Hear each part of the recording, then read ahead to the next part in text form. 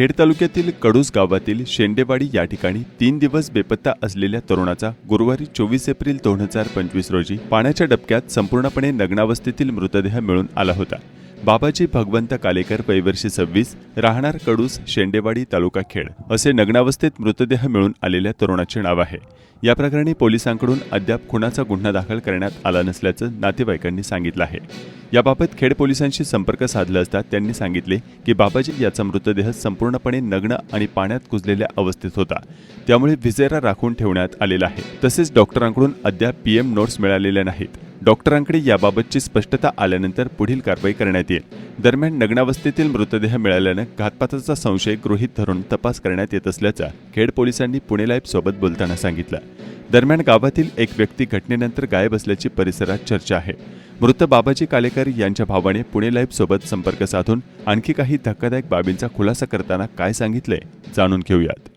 माझं नाव मयूर भगवंत कालेकर आहे, राहणार शेंडेवाडी कडूस, तालुका खेड, जिल्हा पुणे। माझ्या भावाचं नाव बाबाजी भगवंत कालेकर।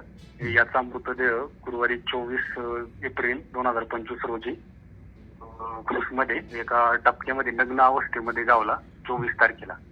तर त्याच्या विरुद्ध गुन्हा वगैरे काही पोलिसांनी अजून दाखल केला नाहीये। आम्हाला तर तो घातपातच वाटत आहे, परंतु त्यांनी अजून घातपाताचा गुन्हा म्हणून तो दाखल केलेला नाही, परंतु त्यांच्यातर्फे चौकशी चालू आहेत।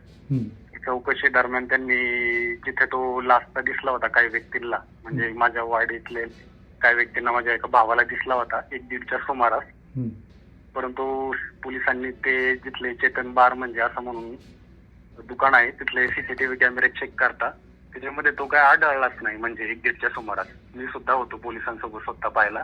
1-1:30च्या सुमारास तिथं काय आढळला नाही आणि 6:30 वाजता सुद्धा काही 2 व्यक्तींना तो तिथे आढळला होता।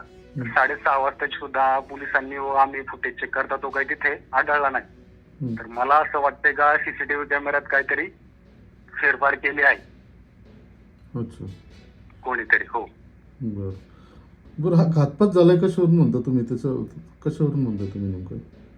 कारण की काही व्यक्तींनी असं सांगितलं की तो तिथे दिसला, पण तो सीसीटीव्ही कॅमेरा नाही। तर मला वाटतंय कोणीतरी सीसीटीव्ही कॅमेऱ्यात फेरफार केलंय आणि त्याला म्हणजे सीसीटीव्ही मध्ये दिसून नाही येते। त्यानंतर जर तिथं पाठीमागं होता म्हणजे त्या टायमिंगला, तर तो सीसीटीव्ही कॅमेऱ्यामध्ये का नाही? तर हे तर कोणीतरी स्वतःला लपवायचंय म्हणून सीसीटीव्ही कॅमेऱ्यातनं त्याचं जे चित्र आहे ते हटवले गेलेलं आहे।